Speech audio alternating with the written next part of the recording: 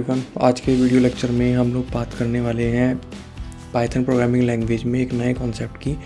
Because अभी तक जो पाइथन प्रोग्रामिंग लैंग्वेज के अंदर हमने जो सॉफ्टवेयर को यूज़ किया है वो पाइथन का बेसिक सॉफ्टवेयर है।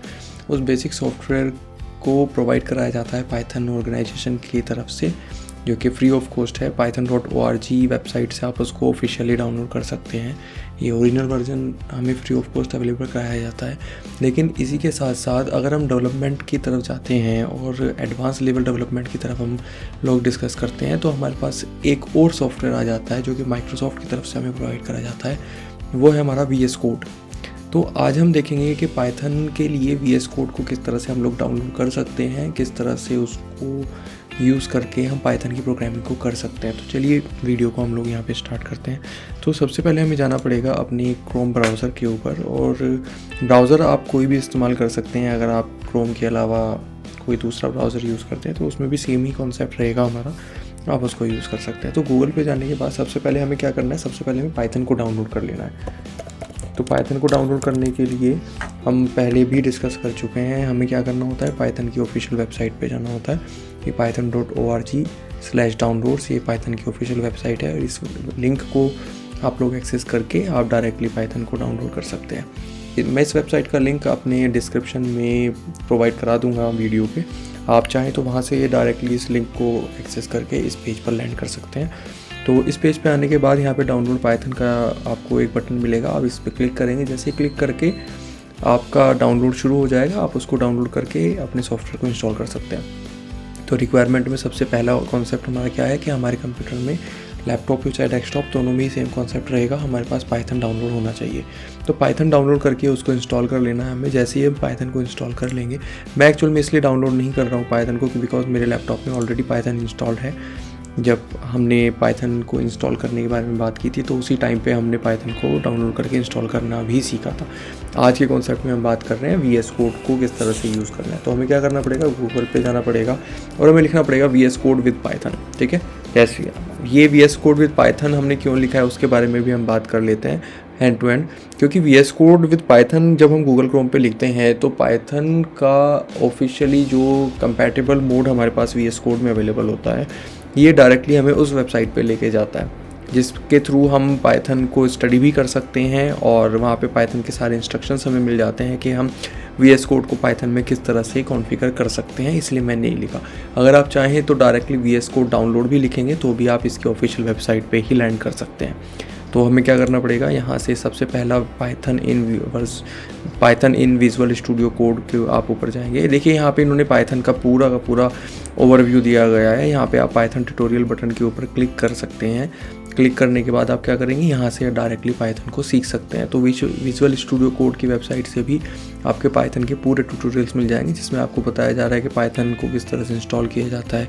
अगर आप मैक यूज़र हैं तो कैसे यूज़ कर सकते हैं, अगर आप लाइनक्स यूज़ कर रहे हैं तो कैसे यूज़ कर सकते हैं, ये सारी चीज़ें हमें यहाँ पे बताई गई हैं। तो आप इनको चाहे तो रीड भी कर सकते हैं।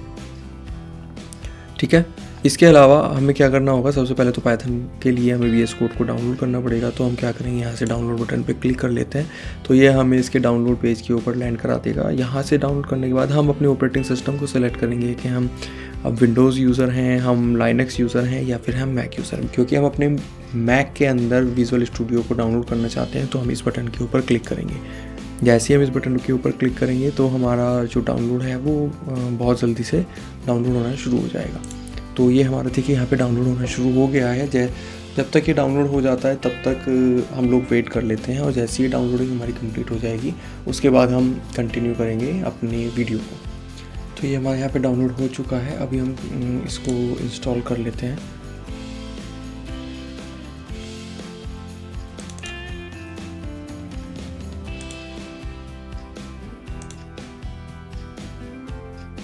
देखिए अभी यहाँ पे हमारा ये इंस्टॉल हो चुका है। अभी हम लोग क्या करते हैं, इसको रिलीज़ नोट को क्लोज कर देते हैं और यहाँ से हम एक फ़ोल्डर को ओपन कर लेंगे, जिस फोल्डर के अंदर हम लोग अपना सारा पाइथन का वर्क करने वाले हैं। हम सपोज़ मान लीजिए इस डॉक्यूमेंट फ़ोल्डर को ही हम ओपन कर लेंगे। तो देखिए हमारा ये डॉक्यूमेंट फ़ोल्डर यहाँ पे ओपन हो चुका है। हम चाहें तो यहाँ पे डॉक्यूमेंट के अंदर एक और फोल्डर भी क्रिएट कर सकते हैं। यहाँ पे हम न्यू फोल्डर के ऊपर क्लिक करेंगे, पाइथन प्रोग्राम्स के नाम से हमने एक फ़ोल्डर बनाया और अब इस फोल्डर के अंदर अगर हम चाहें तो अपनी फाइल्स बना सकते हैं। जैसे सपोज मान लीजिए यहाँ पे हम प्लस के आइकन के ऊपर क्लिक करेंगे, यहाँ पे test.py नाम से फाइल को बनाया जा सकता है। तो ये हमारे यहाँ पे test.py नाम से फाइल बन गई है। तो इस तरह से हम लोग क्या कर सकते हैं, VS कोड को डाउनलोड करके अपने सिस्टम में इंस्टॉल करेंगे और यहाँ पे हम पाइथन के प्रोग्राम्स बना सकते हैं। साथ में हमें एक चीज़ और ध्यान रखनी है कि ये हमारा यहाँ पे एक्सटेंशन का बटन होता है। हमें क्या करना है, इस एक्सटेंशन पे जाके यहाँ पे पाइथन की एक एक्सटेंशन मिलेगी हमें उस पाइथन के एक्सटेंशन को अपने इस सॉफ्टवेयर के अंदर इंस्टॉल करके रखना है। ये माइक्रोसॉफ्ट की जो हमारे पास पाइथन एक्सटेंशन है, हमें इसको इंस्टॉल करके रखना है। क्योंकि मेरे सिस्टम में ऑलरेडी ये इंस्टॉल है, इसलिए यहाँ पे अनइंस्टॉल लिखा हुआ आ रहा है। जब ये आपके सिस्टम में इंस्टॉल नहीं होगी तो यहाँ पे इंस्टॉल का बटन आएगा, आप उस पर क्लिक करेंगे तो विद इन अ सेकेंड ये आपके सिस्टम पे इंस्टॉल हो जाएगी। Depends on the speed of your internet connection. अगर आपके इंटरनेट कनेक्शन की स्पीड अच्छी है तो ये with in a second he install हो जाएगी। बहुत छोटी सी एक प्लगइन है, इसमें टाइम नहीं लगेगा, राइट। तो हम क्या कर सकते हैं, हम यहाँ पे इस तरह से फाइल बना सकते हैं। जैसे हमने यहाँ पे क्या किया, हमने सीधा फाइल के ऊपर क्लिक किया और ये test.py फाइल हमने यहाँ पे बना दी। अब हम क्या कर सकते हैं, इसमें प्रोग्राम को रन करके देख सकते हैं। जैसे प्रीवियस क्लास के अंदर हमने प्रिंट फंक्शन के बारे में सबसे पहले बात की थी, तो उसको अब इसमें एक बार रन करके मैं आपको दिखाता हूँ कि इसमें हम प्रिंट वाली लाइन को किस तरह से लिख सकते हैं।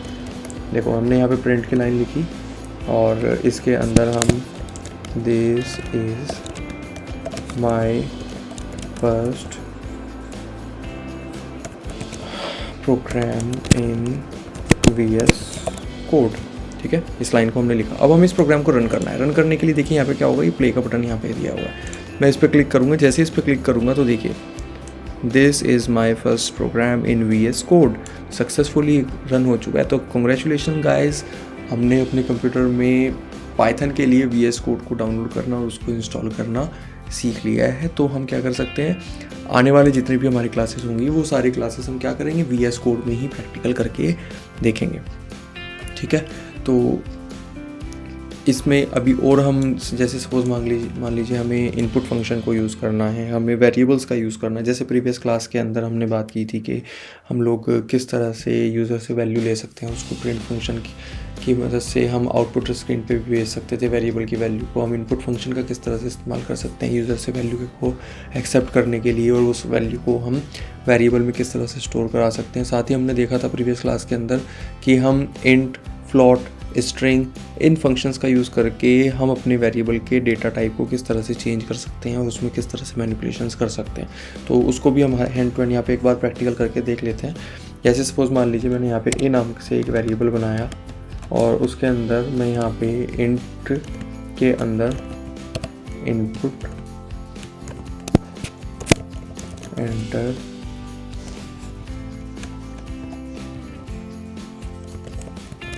फर्स्ट वैल्यू मैंने यहाँ पे मैसेज दे दिया। तो यानी कि ए नाम का एक वेरिएबल मैंने यहाँ पे बनाया और इस वेरिएबल के अंदर हमें इंट क्या करके देगा, इनपुट से वैल्यू को एक्सेप्ट करेगा। क्योंकि हमें पता है कि जो हमारा इनपुट फंक्शन है ये बाय डिफ़ॉल्ट स्ट्रिंग टाइप की वैल्यू हमें रिटर्न करेगा। हम उसको इंटीजर में कन्वर्ट करने के लिए int फंक्शन का इस्तेमाल कर रहे हैं। सेम इसी तरह से बी के अंदर भी हमने वैल्यू को एक्सेप्ट किया, एंटर सेकेंड वैल्यू, मैंने यहाँ पे सेकेंड वैल्यू को एक्सेप्ट करा लिया। मैंने यहाँ पे C=A+B लिखा और लास्ट लाइन में हमने प्रिंट करा दिया किसको, C को। इसको हम नेक्स्ट लाइन में ले जाते हैं। प्रिंट हमने करा दिया C को। अब इस प्रोग्राम को जब हम रन करेंगे तो क्या होगा, हमारे आउटपुट स्क्रीन पे हमसे वैल्यू मांगी जाएगी। देखिए यहाँ पे एंटर फर्स्ट वैल्यू लिखा हुआ आ रहा है, मैंने यहाँ पे एंटर किया 2, एंटर सेकंड वैल्यू मैंने यहाँ पे एंटर किया 3 और यहाँ पे हमारा 5 आ गया, राइट। तो हम इस तरह से क्या कर सकते हैं, इस तरह से हम एडिशन का प्रोग्राम कर सकते हैं। अच्छा, क्या होता अगर हम यहाँ पे इंट फंक्शन का इस्तेमाल ना करते, तो वो भी एक बार हम करके देखते हैं कि अगर हम इंट फंक्शन का इस्तेमाल नहीं करते हैं तो हमारा क्या आउटपुट आएगा। अच्छा, एक चीज़ और हमें यहाँ पे ध्यान देने वाली बात है कि जब हम VS कोड एडिटर का यूज़ कर रहे हैं पाइथन के प्रोग्राम बनाने के लिए, तो आपने नोटिस किया होगा कि हम जो भी फंक्शन का यहाँ पे इस्तेमाल कर रहे हैं तो वो फंक्शन जैसे ही हम टाइप करना शुरू कर देते हैं तो ये VS कोड जो है हमें तुरंत से हिंट देने लगता है कि क्या आप पर्टिकुलर इस फंक्शन को रन करना चाहते हैं अपने प्रोग्राम के अंदर। तो हम डायरेक्टली उस फंक्शन को यूज़ कर सकते हैं उसको पूरा लिखे बिना, जिससे क्या होगा, हमारा टाइम बच जाएगा। साथ ही साथ हमारा VS कोड हेल्प करता है हमें। हम लोग इसमें क्या कर सकते हैं, सपोज़ कोई ब्रैकेट हम लगाना भूल गए, या जिसको एक ब्रैकेट को हमने स्टार्ट किया था बट उसको हम एंड करना भूल गए, तो VS कोड हमारा उसका भी बहुत ध्यान रखता है। VS कोड हमारा ऑटोमेटिकली क्या करता है, उनको चीज़ों को ऑटो फिल कर देता है। जैसे ही हम ब्रैकेट को स्टार्ट करेंगे तो ये अपने आप से क्या करेगा, उस ब्रैकेट को क्लोज कर देगा। जैसे ही हम सिंगल कोड लगाएंगे तो ये सिंगल कोड जैसे शुरू होगा तो उसका एंडिंग पॉइंट भी ये ऑटोमेटिकली हमें क्रिएट करके दे देता है, राइट। जैसे सपोज मान लीजिए यहाँ पे हमने इंट लिखा हुआ है, इंट फंक्शन लगाया है। अब अगर मैं इसको यहाँ पे हटाता हूँ, देखिए बहुत ध्यान से अगला आप देखेंगे, तो जैसे ही हमने इसको यहाँ पे हटाया तो इसने लास्ट में जो ब्रैकेट क्लोज हो रहा था उसको रेड कलर से हाईलाइट कर दिया, और उसके नीचे एक इसने हमें रेड कलर की एरर लाइन शो कर दी है। इसका मतलब क्या है, इसका मतलब ये है कि आपने स्टार्टिंग में इनपुट फंक्शन का एक ब्रैकेट शुरू किया था, उसके बाद एक ब्रैकेट आपने क्लोज कर दिया, तो यहाँ पे ये ब्रैकेट जो है वो एक्स्ट्रा क्लोज हो रहा है, ये एरर है। अगर मैं प्रोग्राम को रन करूँगा तो ये मुझे एरर भी शो कर देगा, ठीक है। तो हमें क्या करना पड़ेगा, इसको यहाँ से हटाना पड़ेगा, ठीक है। तो इस तरह से भी हमारा VS कोड हमारी हेल्प करता है। अब देखिए हमने क्या किया, हमने इंट फंक्शन को दोनों लाइन से हटा दिया है, यानी कि इनपुट फंक्शन अब जो वैल्यू को एक्सेप्ट करेगा वो वैल्यू किस फॉर्मेट में आएगी, वो वैल्यू हमारे स्ट्रिंग के फॉर्मेट में आएगी। रन करके देखते हैं। आप सपोज मान लीजिए हम सेम वैल्यू को ही ऐड कर देते हैं, 2 को और 3 को, तो आउटपुट मेरा क्या आ रहा है, यहाँ पे 23 आउटपुट मेरा यहाँ पे आ रहा है। 23 आउटपुट का आने का मतलब क्या है, इस कॉन्सेप्ट को हम कहते हैं यहाँ पे स्ट्रिंग कंकैटिनेशन। स्ट्रिंग कंकैटिनेशन हम क्या कहता है कि अगर हम दो अलग अलग स्ट्रिंग टाइप की वैल्यू को ऐड करते हैं, प्लस ऑपरेटर का इन पे इस्तेमाल करते हैं, तो वो दोनों वैल्यूज़ को एक दूसरे के साथ जोड़ देता है, एक दूसरे के साथ उसको कंकैटिनेट कर देता है। This concept is called string concatenation. Means अगर यहाँ पे एंटर फर्स्ट वैल्यू में मैं यहाँ पे अपना नाम डाल देता हूँ हिमांशु, और यहाँ पे सेकंड वैल्यू में मैं यहाँ पे शर्मा डाल देता हूँ, तो ये इसको क्या करेगा, स्ट्रिंग कंकैटिनेट कर देगा, यानी कि दोनों स्ट्रिंग्स को एक दूसरे के साथ जोड़ देगा। तो इस कॉन्सेप्ट को क्या कहा जाता है, स्ट्रिंग कंकैटिनेशन कहा जाता है, ठीक है। जैसे हमने यहाँ पे प्लस ऑपरेटर का इस्तेमाल किया है, इस तरह से स्ट्रिंग के ऊपर हम क्या कर सकते हैं, मल्टीप्लिकेशन ऑपरेटर का भी इस्तेमाल कर सकते हैं। जैसे हम मल्टीप्लिकेशन ऑपरेटर का इस्तेमाल करेंगे तो ये क्या करेगा, उस वैल्यू को उतनी बार ही मल्टीप्लाई करके हमें दे देगा। फॉर एग्जांपल मैं यहाँ से b वेरिएबल को यहाँ पे हटा देता हूँ, और यहाँ पे मैं इन दोनों लाइंस को भी हटाता हूँ, और यहाँ पे मैं प्रिंट कर देता हूँ क्या, a मल्टीप्लाई 5। सपोज मान लीजिए a में मुझे 5 की मल्टीप्लाई करनी है। अब मैं यहाँ पे क्या करता हूँ, रन के अंदर जाके मैंने यहाँ पे हिमांशु टाइप कर दिया और मैं एंटर बटन दबाऊंगा, तो देखिए क्या हुआ, हिमांशु हिमांशु हिमांशु हिमांशु हिमांशु, ये 5 टाइम्स इसने क्या किया, हिमांशु नाम को प्रिंट कर दिया। तो स्ट्रिंग कंकैटिनेशन में जैसे हमने प्लस ऑपरेटर का इस्तेमाल करके देखा, तो वहाँ पे उसने क्या किया, दोनों स्ट्रिंग्स को एक दूसरे के साथ कंकैटिनेट कर दिया। सेम इसी तरह से अगर हम स्ट्रिंग के ऊपर किसी मल्टीप्लिकेशन ऑपरेटर का इस्तेमाल करते हैं तो ये क्या करेगा, उसको उतनी ही बार हमें रिपीट करके दे देगा। सिर्फ 2 ऑपरेटर हमारे पास ये ऐसे होते हैं जो कि हम स्ट्रिंग के ऊपर अप्लाई कर सकते हैं, हालांकि इनका यूज़ डिपेंड करता है रिक्वायरमेंट के ऊपर। अगर हमारी ऐसी कोई रिक्वायरमेंट आती है तो हम इनका इस्तेमाल कर सकते हैं, लेकिन इसका मतलब ये नहीं है कि हम उसमें सब्ट्रैक्शन या डिवीज़न का कॉन्सेप्ट को भी रन करें। अगर हम स्ट्रिंग के ऊपर सपोज मान लीजिए मैं यहाँ पे सब्ट्रैक्शन को अप्लाई करता हूँ, तो आपको मैं रन करके दिखाता हूँ कि मेरा आउटपुट क्या आएगा। इसको मुझे आउटपुट स्क्रीन पे यानी कि यहाँ पे देखिए इसने क्या किया, इसने मुझे यहाँ पे एरर थ्रो कर दिया, अनसपोर्टेड ऑपरेटर टाइप, ठीक है।